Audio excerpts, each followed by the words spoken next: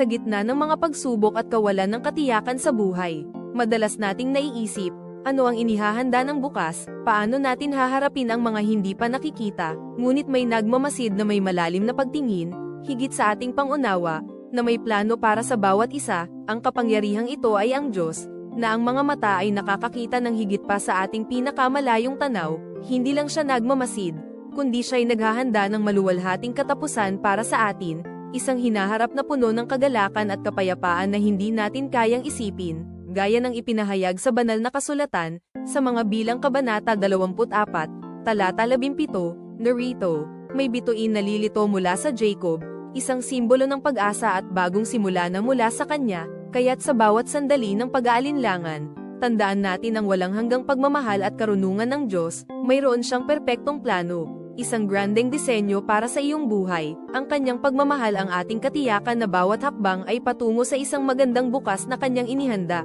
Hayaan nating ang kanyang pag-asa at pag-ibig ang gumabay sa atin, sa isang maluwalhating patutunguhan.